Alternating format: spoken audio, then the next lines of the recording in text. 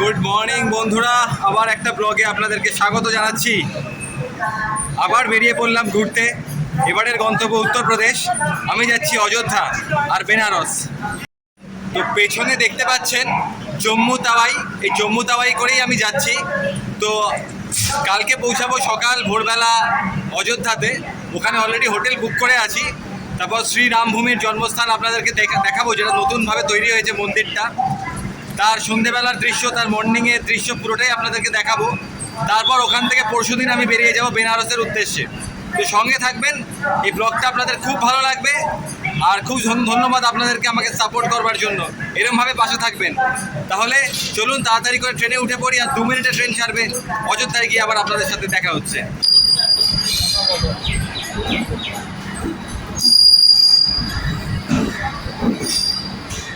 রওনা দিয়ে দিলাম রাম মন্দির, রামচন্দ্রের জন্মভূমি অযোধ্যাতে।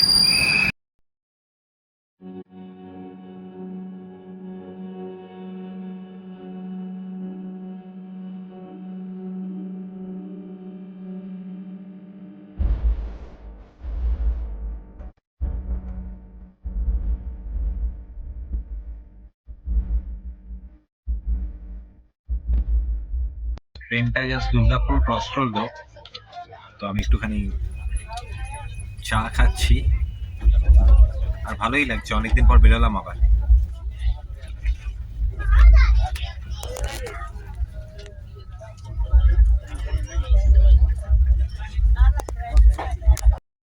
তো একটু এই গয়া স্টেশনে ট্রেনটা একটু দাঁড়ালো, তো গয়াতে নামলাম। আপনাদের মনে আছে বোধগয়া যাওয়ার সময় আমি ঠিক এই স্টেশনেই নেমেছিলাম, আজ থেকে 1-1.5 বছর আগে।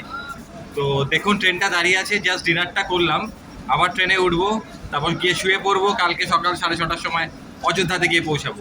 চলুন তাহলে ট্রেনে উঠে পড়ি, কালকে আবার দেখা হচ্ছে। Good morning. তো গোসাইগঞ্জে এসে নেমেছি, এখনো একটা স্টেশন, ট্রেন অলরেডি 1 ঘন্টা 20 মিনিট লেট। তো যাই হোক, খুব ভালো লাগছে। আর পরের স্টেশনেই আমি নেমে যাব অযোধ্যা ধাম। আপনি অযোধ্যা মন্দির, রাম মন্দির দর্শন করতে গেলে অযোধ্যা ধামেই নামবেন। তো চলুন ট্রেনে উঠে পড়ি, আর একটাই স্টেশন, তারপর অযোধ্যা স্টেশনে পৌঁছে আবার আপনাদের সামনে ভিডিওটা অন করছি।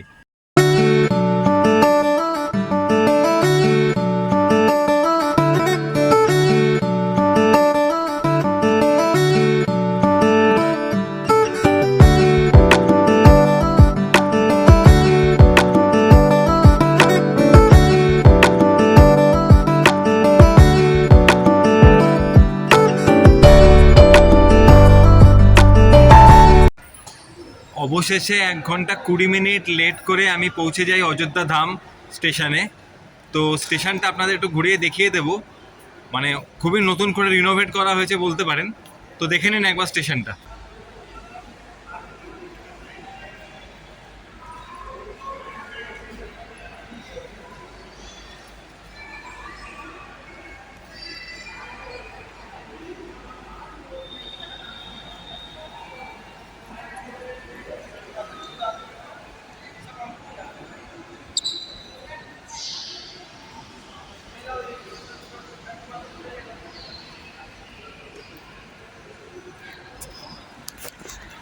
তো এবারে বেরিয়ে যাব। তো এবার হোটেল আগে থেকেই বুক করা রয়েছে। আর হ্যাঁ, হাওড়া থেকে অযোধ্যা ধাম আসতে গেলে 2টো মেইন ট্রেন রয়েছে। একটা হচ্ছে হাওড়া দুন এক্সপ্রেস, যেটা সন্ধেবেলা 8:25-এ ছাড়ে হাওড়া থেকে। আর আমি যেটাতে এসেছি সেটা হচ্ছে কলকাতা স্টেশন থেকে ছাড়ে। ট্রেনটার নাম হচ্ছে জম্মু তাওয়াই। তো চলুন এগোনো যাক।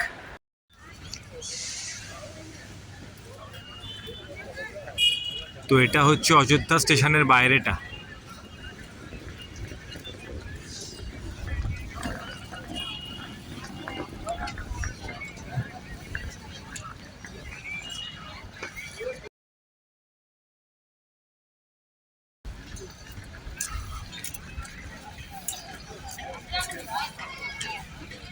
এই বেরিয়ে যাচ্ছি স্টেশনের উল্টো দিক দিয়েই। আপনাদের ব্রিজটা ক্রস করতে হবে, ওভারব্রিজ। তারপর এইদিকে চলে আসবেন। তারপর এটা হচ্ছে মেইন রোড। এখান থেকে টোটো, অটো সবই পেয়ে যাবেন।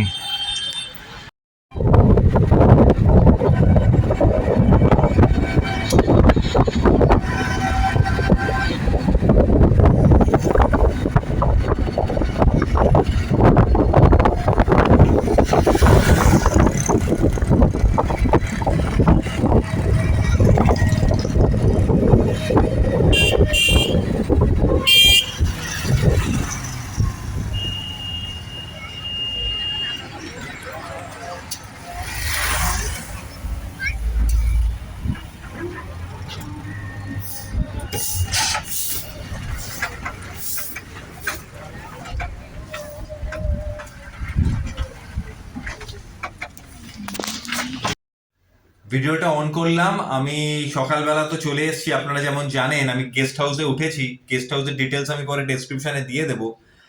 আর এসে একটুখানি স্নান করে আমি একটুখানি 1 ঘন্টা শুয়ে নিয়েছিলাম, ফ্রেশ হয়ে গেলাম। তো এখন আমি রেডি হয়ে গেছি, তো এই আমি বেরোবো। আর গেরুয়া কালার পরার কারণ হচ্ছে আমি এসেছি রামের রাজত্বে, রামলালা দর্শন করতে যাব। এখন আমি জানি না ওখানে মোবাইল নিয়ে যেতে আদৌ অ্যালাউ করবে কিনা মন্দিরের ভেতরে, বাট যতটা সম্ভব আমি আপনাদেরকে দেখাবো, তার পুরো ডিটেলস আপনাদের সামনে তুলে ধরবো। তো তাই গেরুয়া পরে নিয়েছি, কারণ রামলালার রাজত্বে এসেছি। রামের মন্দিরের সামনে গিয়ে আর তারপরে তার আশেপাশে আরো যা যা মন্দির আছে অযোধ্যা, সেগুলো আপনাদের সামনে তুলে ধরবো। আশা করি আপনাদের ভিডিওটা খুব ভালো লাগবে। আর thank you so much for subscribing my channel love for Travelling. চলুন যাওয়া যাক, আর আপনারাও আমার সাথে ঘুরতে বেরোন অযোধ্যায়।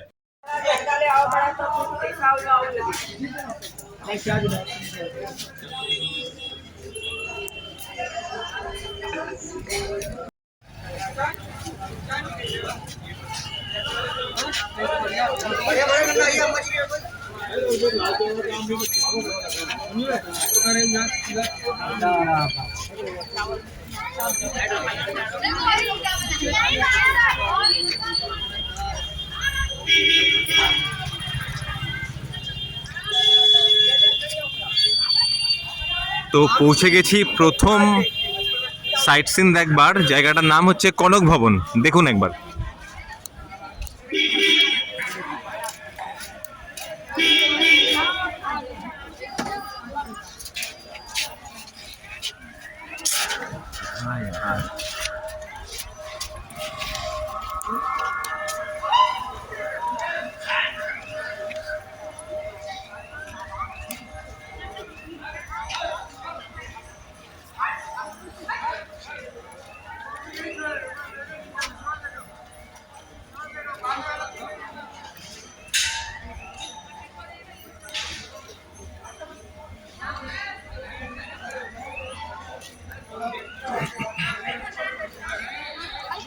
চলুন ভেতরে যাওয়া যাক।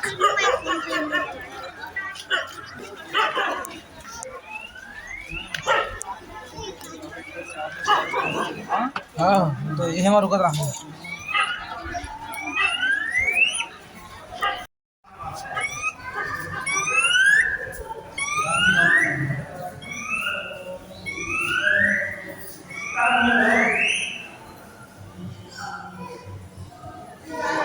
এটা কনক ভবনের ভেতরটা। सीताराम सीताराम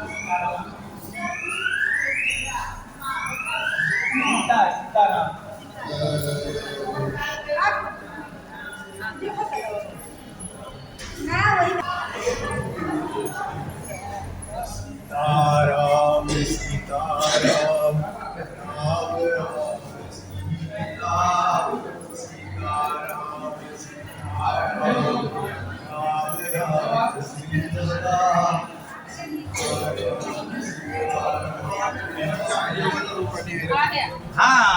কনক ভবন। প্রচলিত বিশ্বাস অনুযায়ী কনক ভবন ছিল রাজা রাম এবং দেবী সীতার বিবাহ পরবর্তী আবাসস্থল, যা কইকেয়ী উপহার দিয়েছিলেন। তাই এটি সোনার প্রাসাদ নামে পরিচিত। এখানে রাম ও সীতার বিগ্রহ বিশেষভাবে পূজিত হয়, যা ভক্তদের কাছে অত্যন্ত পবিত্র। কিংবদন্তি আছে যে মূল ভবনটি ক্ষতিগ্রস্ত হলে দাপর যুগে স্বয়ং ভগবান কৃষ্ণ এটি পুনর্নির্মাণ করেছিলেন, যা এর প্রাচীনত্ব ও মহিমাকে আরও বাড়িয়ে তোলে।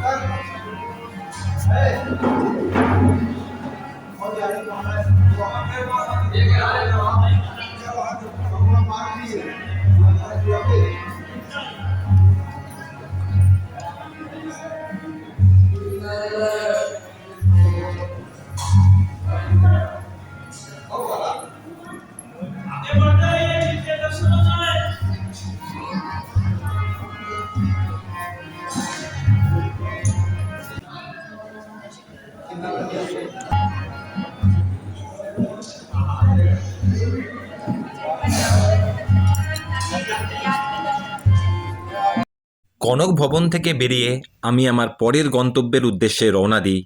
গন্তব্যটি ছিল দশরথ ভবন।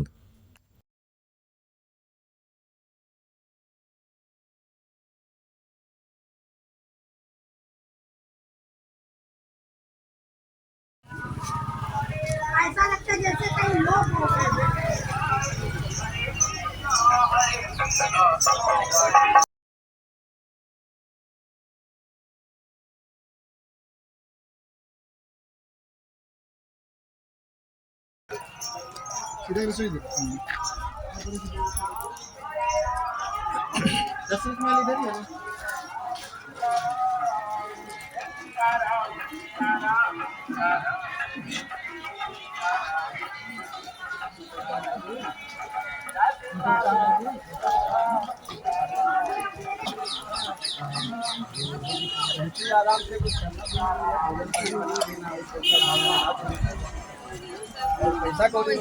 कपड़ा लत्ता मिलता सब कुछ दिला देते। তো কনক ভবন থেকে বেরিয়ে আপনারা বেরিয়ে ডান দিকে চলে যাবেন, একটা মোড় পড়বে, সেখান থেকে বাঁ দিকে চলে যাবেন। আর এবার আমরা যাচ্ছি হচ্ছে দশরথ মহল। দেখুন কত সুন্দর সুন্দর ঘর সাজানোর জিনিস, পেতলের সব। এটা গদা দেখতে পাচ্ছেন, হনুমানের গদা।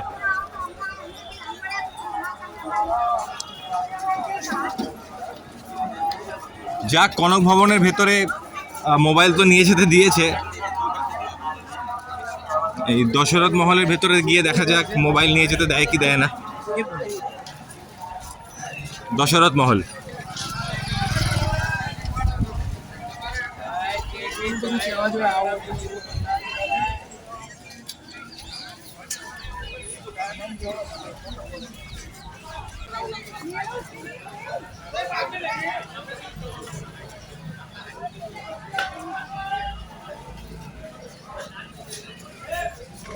তো এই এন্ট্রি দিচ্ছি।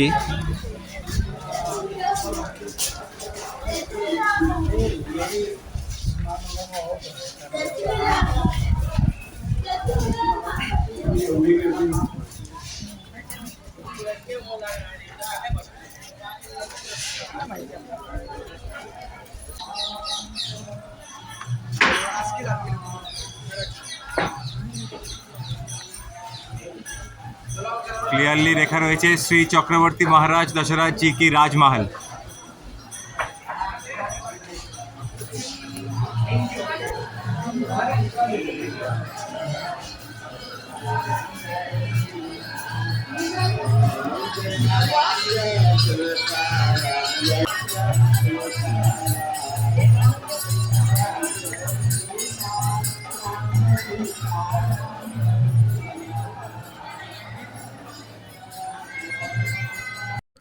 দশরথ মহল, এই মহলটি রাজা দশরথের বাসস্থান ছিল বলে বিশ্বাস করা হয়, যা রামায়ণের ঐতিহ্য বহন করে চলেছে। এটি অযোধ্যার অন্যান্য বড় প্রাসাদের মতো বিশাল না হলেও এর স্থাপত্যশৈলী এবং আধ্যাত্মিক গুরুত্ব অপরিসীম, যা প্রাচীন ভারতের শিল্পের পরিচয় দেয়। রামনবমী, দীপাবলি, কার্তিক মেলা এবং রাম বিবাহের মতো উৎসবে এই মহলটি বিশেষভাবে সেজে ওঠে এবং ভক্তদের ভিড়ে মুখরিত থাকে। এটি শুধু একটি ঐতিহাসিক স্থান নয়, বরং অযোধ্যার একটি পবিত্র স্থান, যেখানে ভক্তরা আসেন এবং ভগবান রামের সঙ্গে জড়িত ইতিহাস অনুভব করেন। প্রার্থী নিচে বসে আছে, সমাগত হয়েছে। চলুন একটু এগিয়ে যাই।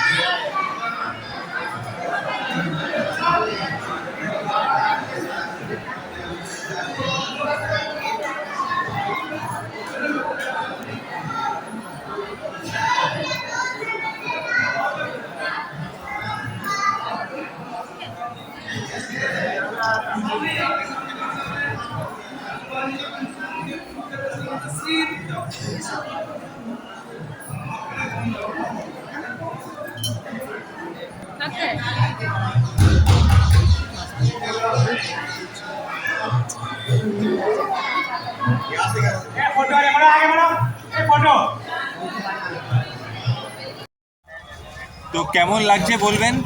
দশরথ মহলটা দেখালাম আপনাদেরকে, এবারে যাচ্ছে হনুমান গ্রহীর দিকে, তারপরে যাব শ্রীরাম জন্মভূমির দিকে। চলুন আমার সাথে আপনারা।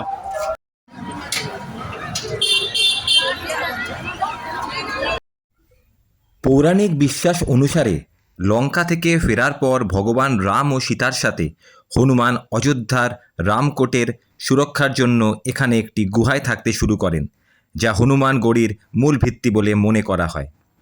কথিত আছে 18 শতকের প্রথম দিকে এক মুসলিম নবাবের ছেলে মারাত্মক রোগে আক্রান্ত হলে হনুমান গড়ির পূজারী বাবা অভয়া রামদাসের আশীর্বাদে তার রোগ সেরে যায়। এর কৃতজ্ঞতা স্বরূপ নবাব হনুমানের জন্য একটি বিশাল দুর্গ ও মন্দির নির্মাণ করেন, যা বর্তমানে হনুমানগড়ি নামে পরিচিত। এটি অযোধ্যার পূর্ব প্রান্তের দ্বাররক্ষী হিসেবে পরিচিত এবং রাম মন্দির দর্শনের আগে হনুমানগড়িতে যাওয়ার এখানকার একটি রীতি। এটি শুধু একটি মন্দির নয়, বরং ইতিহাস জুড়ে এটি একটি কৌশলগত গুরুত্বপূর্ণ স্থানও বটে। এখানে প্রধানত বাল হনুমানের সাথে মাতা অঞ্জনীর মূর্তি রয়েছে। হনুমান জয়ন্তীর মতো গুরুত্বপূর্ণ হিন্দু উৎসবে এই স্থানটি উৎসবের কেন্দ্রবিন্দুতে পরিণত হয়।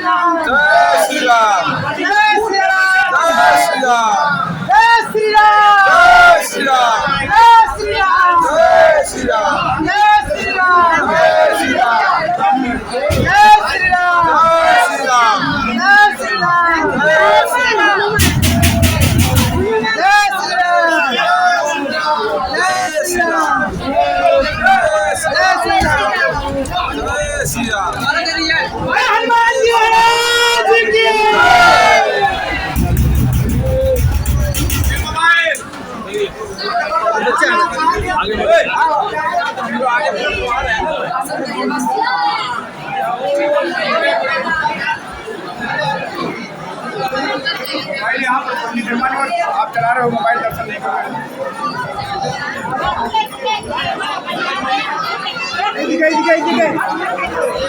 चले चले डाई डाई चले डाई चले।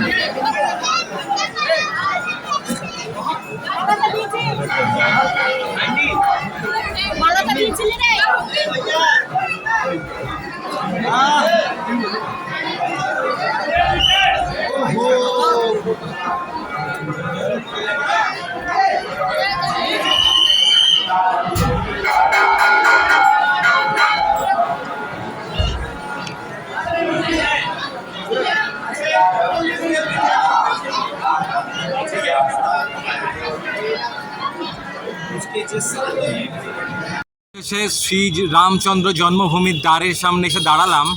চলুন দেখি ভেতরে মোবাইল কতটা নিয়ে যাওয়া যায়।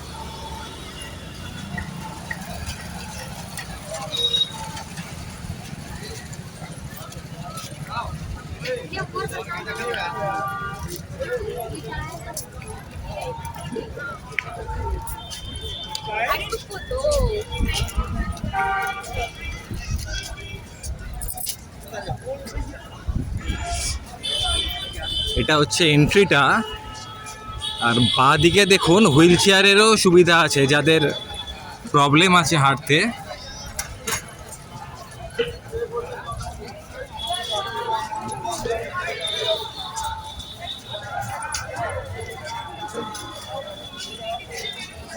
আগে মনে হয় মোবাইল নিয়ে যেতে দেবে না, তাও গিয়ে দেখি কতটা দেয়।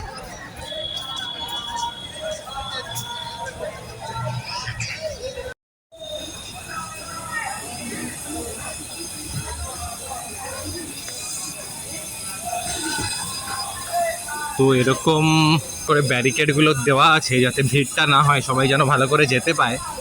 আপাতত তো মোবাইল নিয়ে ঢুকতে পারছি, যতটা যাওয়া যায় আপনাদের দেখাচ্ছি।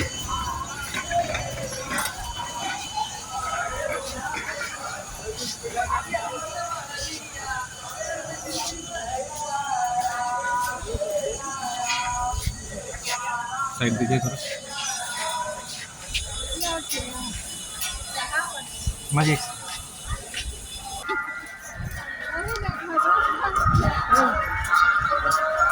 দূরে আশা করি মন্দিরটা আপনারা দেখতে পাচ্ছেন। একটু জুম আউট করে দিলাম।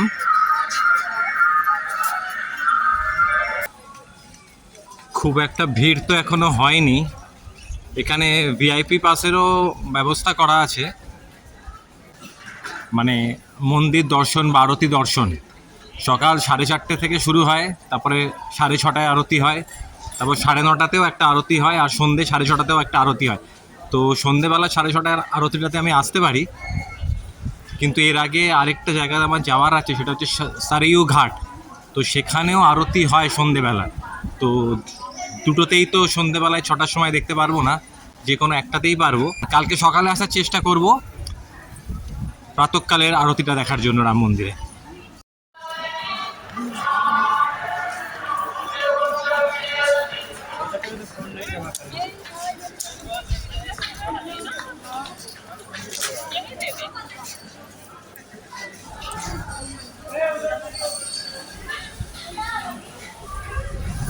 তো এই যে ঢুকছি আমরা, এখনো পর্যন্ত মোবাইলটা জমা দিইনি, এবার দিতে হবে ভেতরে গিয়ে, যা বুঝলাম।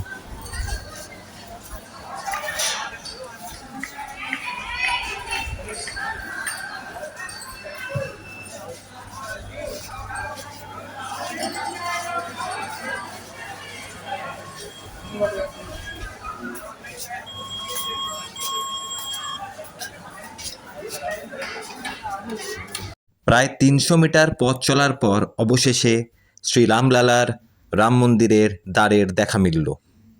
যদিও ক্যামেরা ও মোবাইল নিয়ে মেন রাম মন্দিরের রামলালার মন্দিরের মধ্যে প্রবেশ ছিল নিষেধ, তাই বাইরে থেকেই আপনাদের সামনে তুলে ধরলাম রামলালার অযোধ্যার রাম মন্দিরের মেন দ্বারের কিছু ছবি। পৌরাণিক বিশ্বাস অনুযায়ী, হিন্দু বিশ্বাস অনুযায়ী অযোধ্যা হল ভগবান রামের জন্মস্থান। সরায়ু নদীর তীরে অবস্থিত এই স্থানটি শতাব্দীর পর শতাব্দী ধরে হিন্দুদের জন্য পবিত্র তীর্থস্থান। এই স্থানটি নিয়ে হিন্দু ও অন্য সম্প্রদায়ের মধ্যে মালিকানা নিয়ে দীর্ঘস্থায়ী বিবাদ ছিল। হিন্দুরা এটি রাম জন্মভূমি হিসাবে দাবি করত।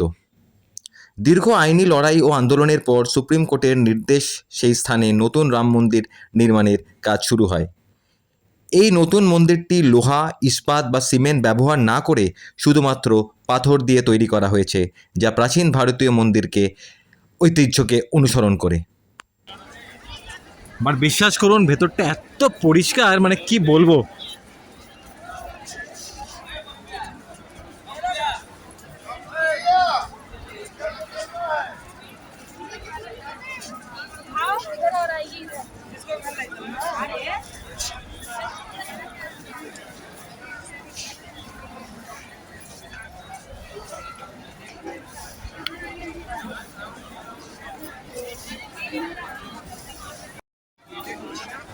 তো অযোধ্যা রাম মন্দিরের সামনে থেকে আমি ভিডিওটা করছি।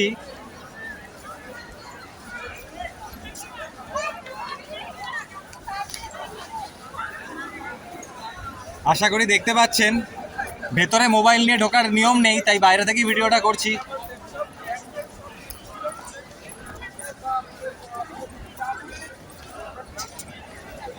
রামলালার প্রধান প্রবেশদ্বারের সামনে আমি যখন ভিডিওটি করছিলাম, তখনও আমার জানা ছিল না কি এই প্রবেশদ্বারের পেছনেই রয়েছে এক অভূতপূর্ব, এক অতুলনীয় এক প্রাসাদ, যা রাম রাজত্ব, অযোধ্যা রামচন্দ্রের এক নতুন অধ্যায়।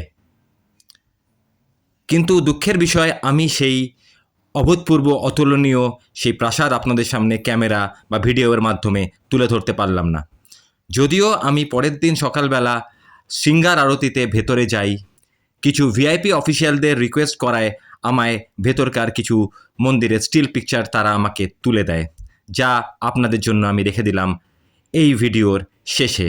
অবশ্যই গিয়ে দেখবেন আর এক অতুলনীয়, অভূতপূর্ণ সৌন্দর্য প্রাসাদের সৌন্দর্য উপভোগ করবেন।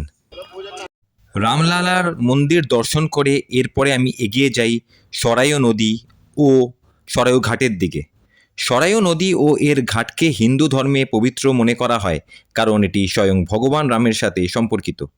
বিশ্বাস করা হয় রামের জন্মস্থান অযোধ্যার পাশে দিয়ে এই নদী বয়ে গেছে এবং তার জীবনের বহু গুরুত্বপূর্ণ ঘটনা এখানে ঘটেছে, যার ফলে এই ঘাটের ধর্মীয় গুরুত্ব অপরিসীম।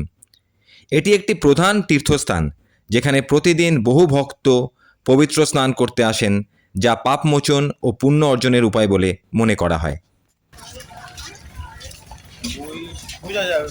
হ্যাঁ বিয়ে তো ওটাই সুরাইও ঘাট। ঠিক আছে, ধন্যবাদ গো। ও চলো তাহলে।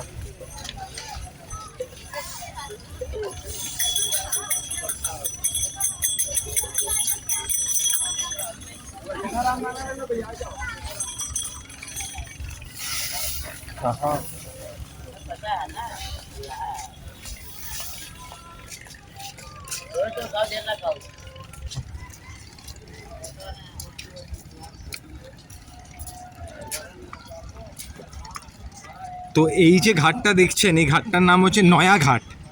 তো আমি আরেকটু ওই দিকটা যাব, ওই যে ব্রিজটা দেখছেন, ওই ব্রিজের নিচের ওই জায়গাটা হচ্ছে সরাইউ ঘাট, যেখানে মেইন আরতিটা হয়।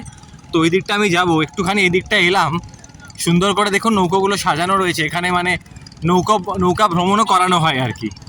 চলুন তো সামনেটা গিয়ে একটু দেখি কিরমভাবে সাজিয়েছে, একবার দেখে গিয়ে চলুন।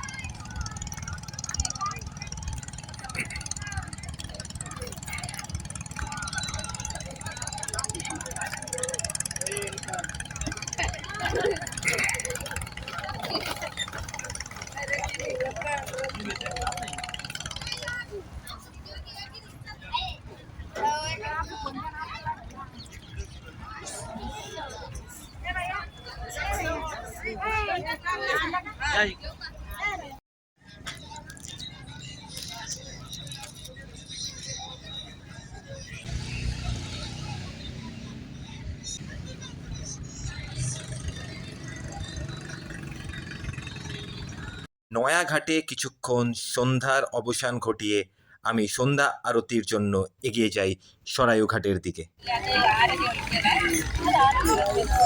তো অবশেষে এসে পৌঁছালাম সূর্য ঘাটে, যেখানে এক্ষুনি শুরু হবে সন্ধ্যা আরতি।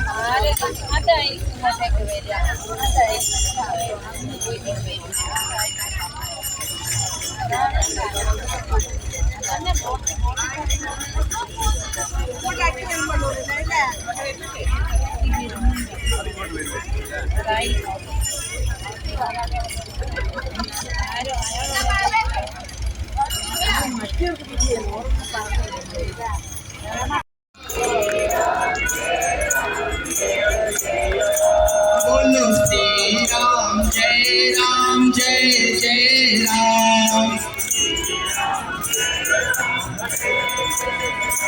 बोलो श्री राम जय जय राम।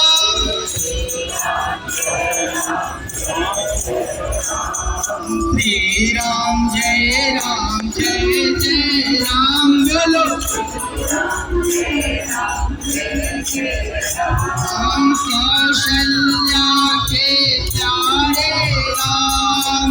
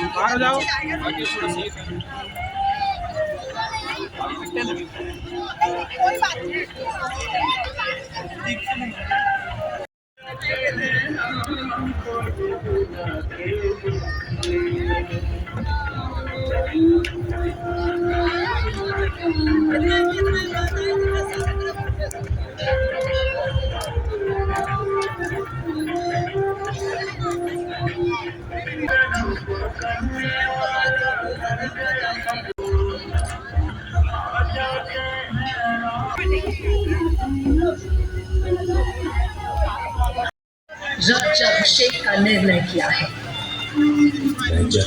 সরায়ু ঘাটে সন্ধ্যা আরতি সেরে তার পাশেই রাম কি পায়েরিতে আমি আসি। এটিও সরায়ু নদীর তীরে অবস্থিত একটি ঘাট। কথিত আছে যে ভগবান রাম তার নির্বাসনের সময় এই স্থানে স্নান করেছিলেন।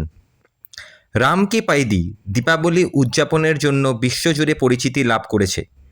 প্রতি বছর দীপোৎসব চলাকালীন এখানে লক্ষ লক্ষ মাটির প্রদীপ জ্বালিয়ে নতুন গিনিস বিশ্ব রেকর্ড তৈরি করা হয়। এই বিশাল আয়োজন ভগবান রামের 14 বছরের নির্বাসন শেষে অযোধ্যায় প্রত্যাবর্তনের প্রতীক, যা অন্ধকারের ওপর আলোর বিজয়ের বার্তা বহন করা। প্রতিদিন সন্ধ্যায় আয়োজিত এই রাম কি পাইদির ওপরে লাইট অ্যান্ড সাউন্ড শো বা লেজার শো দেখানো হয়। এটি তীর্থযাত্রী এবং পর্যটকদের জন্য একটি মনোমুগ্ধকর অভিজ্ঞতা। এই শোয়ের মাধ্যমে সরায়ু নদীর জলকে ক্যানভাস হিসেবে ব্যবহার করে ভগবান রাম, সীতা এবং লক্ষ্মণের জীবন কাহিনী বর্ণনা করা হয়, যেখানে রঙিন ফোয়ারা এবং সঙ্গীতের সাথে রামায়ণের দৃশ্যগুলি ফুটিয়ে তোলা হয়।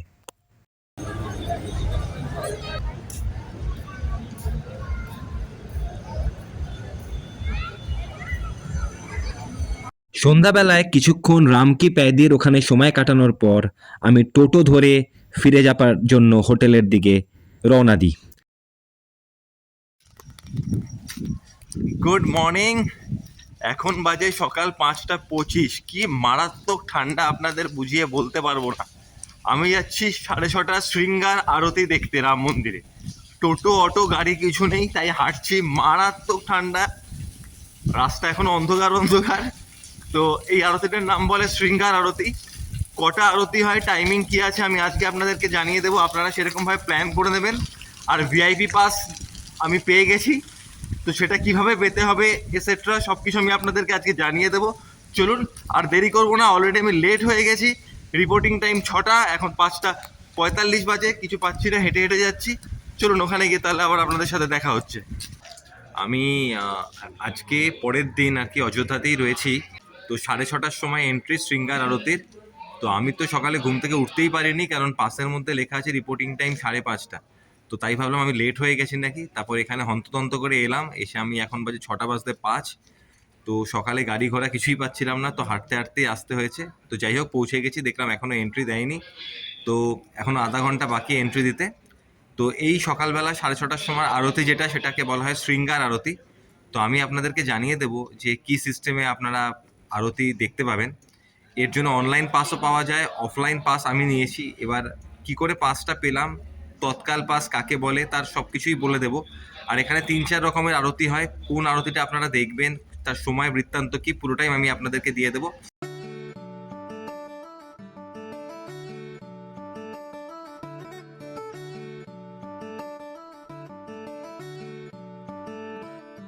শৃঙ্গার আরতির জন্য মন্দিরের ভিআইপির গেটের সামনে খুব কম সংখ্যক লোকেরই জমায়েত হয়েছিল। বলা বাহুল্য, এই শৃঙ্গার আরতির অফলাইন পাস আমি আগের দিন সন্ধ্যাবেলা জোগাড় করে নিয়েছিলাম।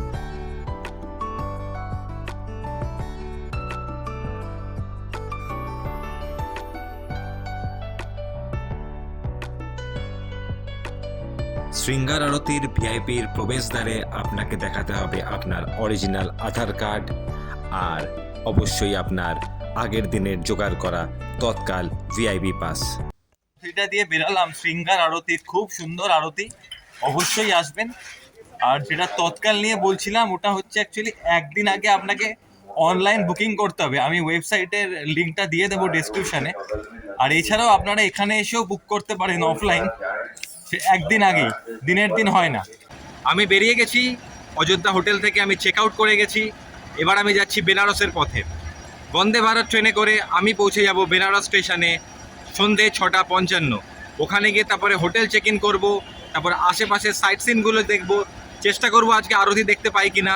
বিভিন্ন ঘাটে যাব, আশেপাশের একটুখানি দোকানপাট ঘুরে দেখবো।